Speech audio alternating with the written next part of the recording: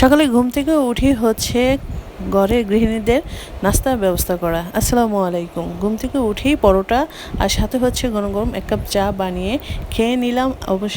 অবশেষে কি খেয়ে নিলাম, সাথে হচ্ছে সবাইকে নাস্তাও দিয়ে দিলাম। ফাঁকে ফাঁকে নিজের নাস্তাটাও করা হয়ে গেল, সাথে সবাইকে দিয়ে দিলাম। তো সবার খাওয়া দাওয়া শেষ করে হচ্ছে কিছু কিছু জিনিস রয়ে গিয়েছে, সেগুলো এখন পরিষ্কার করতে হবে।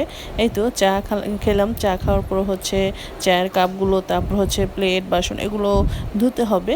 তো ধুতে হবে, সেজন্য ভাবলাম যে এগুলো নিয়ে আমি পাকে করে চলে যাই, ওখানে গিয়ে এগুলো পরিষ্কার করব। তো এক হাতেই তো সব করতে হবে।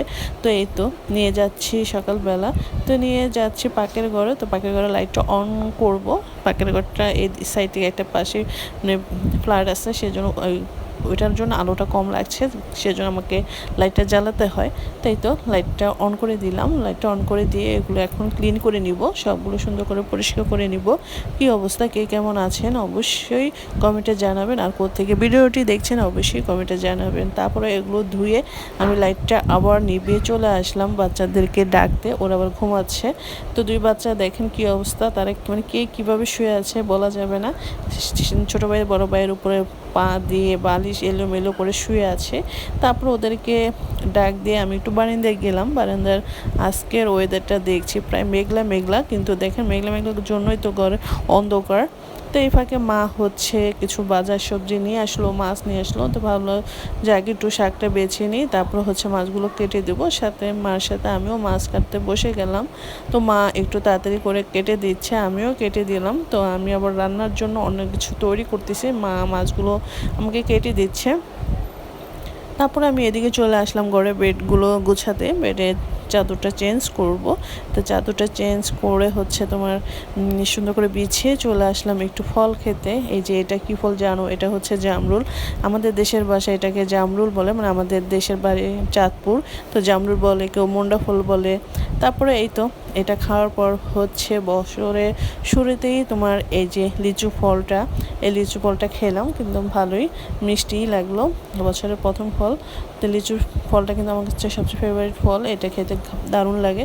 বাচ্চারা খুব পছন্দ করে লিচু, বিশেষ করে বাচ্চাদের যখন লিচু দিবেন, লিচু দেওয়ার মানে ধুয়ে সুন্দর করে বিচিটা সরিয়ে দিয়ে তারপরে আপনি খোসাটা সুন্দর করে ছাড়িয়ে বিচিটা ছড়িয়ে ভিতর থেকে যে বিচিটা থাকে সেটা ফেলে দিয়ে তারপরে বাচ্চাদেরকে দিবেন, তাহলে বাচ্চারা সুন্দর অনায়াসে খেতে পারবে। তারপরে এদিকে হচ্ছে আমি কিছুটা টমেটো গ্রেট করে নিয়েছি, একটু ডালে দিব, সাথে অন্য একটা তরকারিতে দিব। আর এই ফাঁকে হচ্ছে কাঁঠালের বিচি ভর্তা বানালাম। এই ফার্স্ট খেতে কিন্তু দারুণ।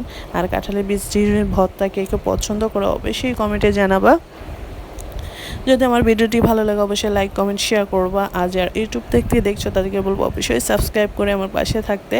তারপর ছোট ছেলে হচ্ছে তোমার মাদ্রাসা যাবে, মানে পড়তে যাবে, ওকে একটু মাছ ভাজা দিয়ে ভাত খাইয়ে দিচ্ছি। তাড়াতাড়ি করছি যে ওকে খাইয়ে দিয়ে ওকে পড়তে পাঠাবো। ও বলতেছে আম্মু আমাকে একটু খাইয়ে দাও। ওকে দিয়েছিলাম নিজের হাতে, কিন্তু ও খেতে পারছে না, তাড়াতাড়ি করে এখানে আজানও দিয়ে দিয়েছে।